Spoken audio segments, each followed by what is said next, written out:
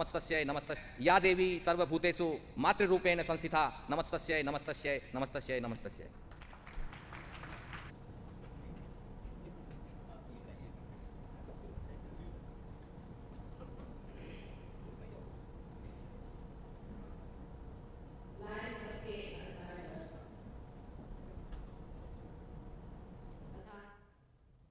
यहाँ उपस्थित सर्वसज्जन महिलाएं और बच्चे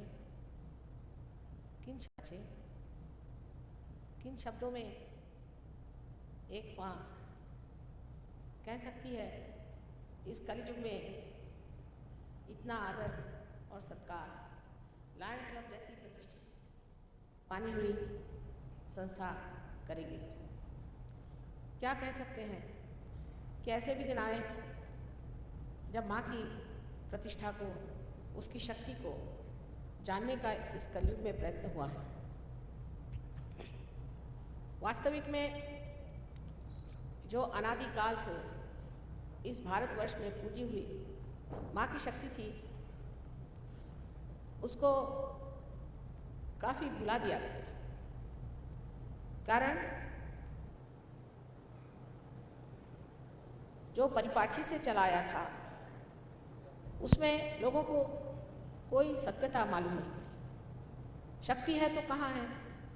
लोग कहते हैं कि परमात्मा की शक्ति सर्वव्यापी है, सो कहाँ है?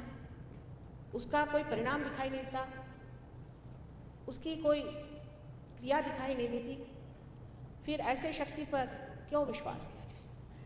किंतु इतने वर्ष बीतने पर भी आज हम लोग अष्टमी और नवमी को बहुत मानते हैं। हजारों वर्ष पहले की बात है जब अष्टमी में और नवमी में देवी ने महत् कार्य किए थे, संहार किए थे, राक्षसों को मारा था और भक्तों की रक्षा की थी। उसको आज भी हम जोर शोर से मानते हैं और देवी की भक्ति करते हैं। लेकिन इस पर भी एक निगाह शक की जरूर पड़ जाती है। लोग सोचते हैं कि क्या ये सब यूं ही एक परंपरागत हमारी गतिविधियां हैं या इसमें कोई अर्थ भी है? आज सहयोग में हम सिद्ध कर सकते हैं कि शक्ति चराचर में समाई हुई जो है वो परमात्मा का प्रेम है, और उसको जानने के लिए मनुष्य की चेतना में, ह्यूमन अवेयरनेस में नहीं हो सकता।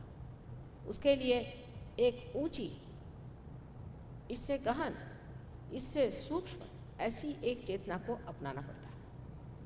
और यही हम लोग पाते हैं कि मनुष्य इसे स्वीकार नहीं करना चाहता।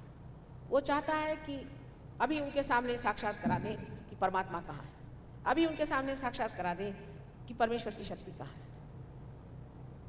इसीलिए बचपन से ही मुझे मालूम था कि एक ऐसी चीज़ ढूंढ के निकालनी चाहिए कि जिससे सामाजिक तौर से आमास लोगों को आत्म साक्षात्कार।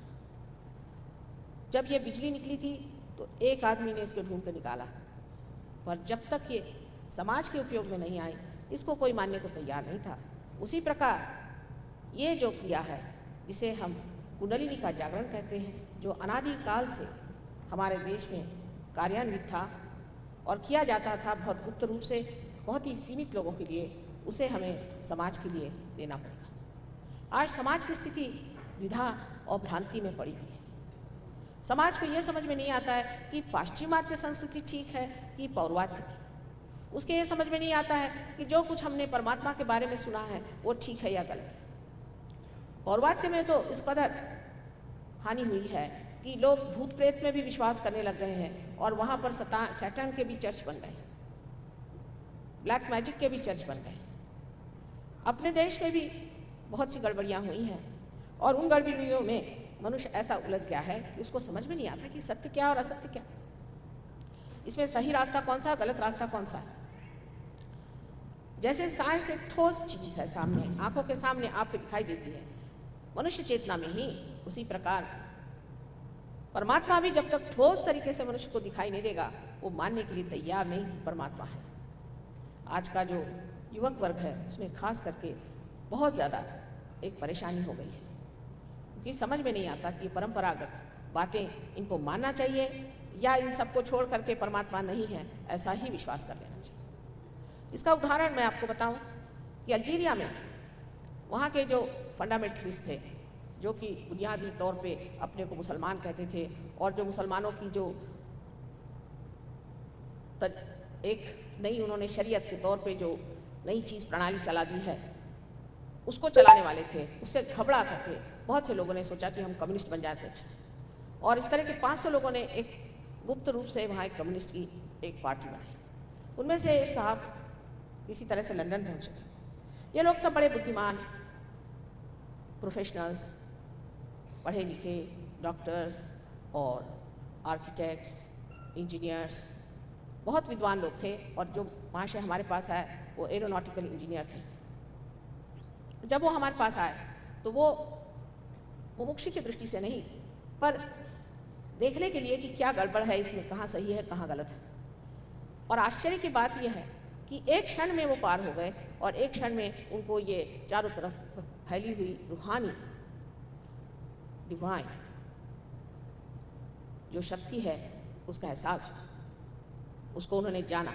उनकी उंगलियों पर ठंडी ठंडी सी हवा आने लगी, जैसे कि आदि शंकराचार्य ने कहा सलीलम सलीलम। उसके बाद थोड़े दिन वहाँ रह करके सहयोग सीख करके वापस गए और उन्होंने बताया कि कम्युनिज्म की ज़रूरत नहीं, कैपिटलिज्म की ज़रूरत नहीं, किसी इज्म की ज़रूरत नहीं है, परमात्मा है। और उन्होंने सिद्ध कर दिया। और आपको आश्चर्य होगा कि 500 के 500 लोग सहयोगी हो गए। इतना ही नहीं, प्लेन से लंदन मुझे मिल गया।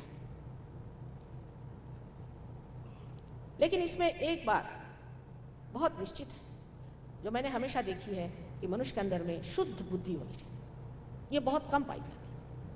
सिर्फ शुद्ध बुद्धि होनी चाहिए। हो सकता है इसको आप पूर्व पुण्य संचय कहिए, चाहे जो भी कहिए, पर शुद्ध बुद्धि होना बहुत ज़रूरी चीज़ है।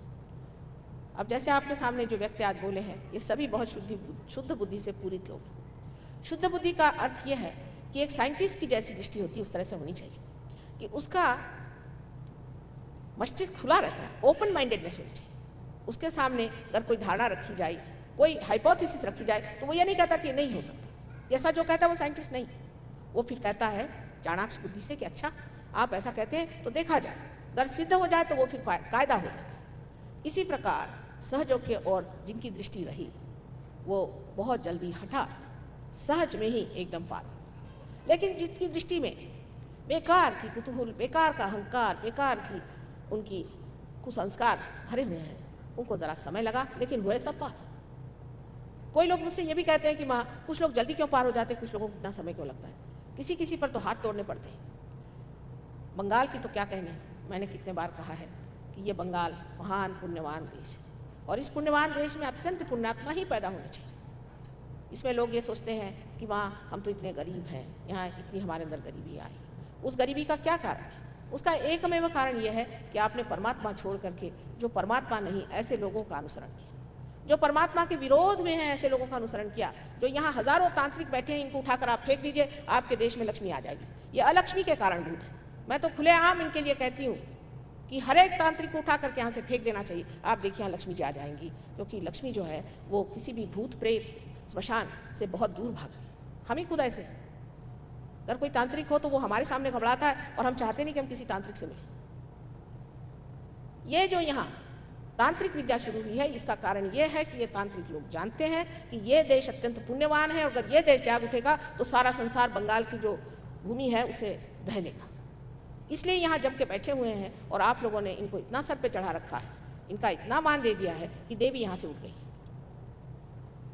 यही प्रकार हमने देखा कि केरला में यही प्रकार है। जिस जगह तांत्रिकों का इतना महात्म्य होगा वहाँ कभी भी अमीरी नहीं आ सकती, वहाँ कहीं भी प्रॉस्पेरिटी आ ही नहीं सकती। अब आप कहेंगे कि फिर अमेरिका में क्यों है? अमेरिका की जो हालत है वो हमसे पूछिए, कर्जे में बैठे हुए उन लोगों की हालत वहाँ रहने से पता होती है कि किस कीचड़ में घुसे हुए ये लोग। इनसे कुछ हमें सीखने का नहीं, इनके पास कोई भी सभ्यता नहीं, ना ये अपनी माँ बाप को जानते हैं, ना माँ बहन को जानते हैं। इनकी गंदी बीमारियाँ इतनी हो गई हैं तो भी अभी इनकी अकल नहीं आई है कि कायदे से रहना चाहिए और धर्म पे चलना चाहिए। इनमें कोई धार्मिक भावना नहीं है। साइंस के इसमें भी जो इन्होंने पता लगा के रखा है वो एक भूत बना के रखा है बॉम्ब का, और उधर दूसरा रशिया ने बना के रखा है, और दोनों एक दूसरों को चढ़ा रहे हैं और दोनों जो बनाया हो उसी से डरते हैं। ऐसे महामूर्खता के काम जिन्होंने किए हुए हैं, उनको क्या फ़ायदा है? साइंस मिलकर के भी उन्होंने कौन सी अकल की बात की है? आज सारे संसार को एक भय बैठा हुआ है कि दूसरा युद्ध शुरू हो जाएगा अगर ये दो मूर्ख देश आपस में लड़ाई करें। ये महामूर्ख लोग हैं जिन्होंने इस तरह की बातें बना करके और राक्षस अपने हाथ से तैयार किए। आज तक राक्षस मनुष्य ने तैयार नहीं किए थे, ये इन्होंने तैयार करके ऊपर चढ़ा करके बिठाए हुए अपने खोपड़ी पर, और उसी से चाहते हैं कि सारे संसार को हम दंदना के रखें। लेकिन आप लोग इस मूर्खता को क्यों नहीं देख पाते? यही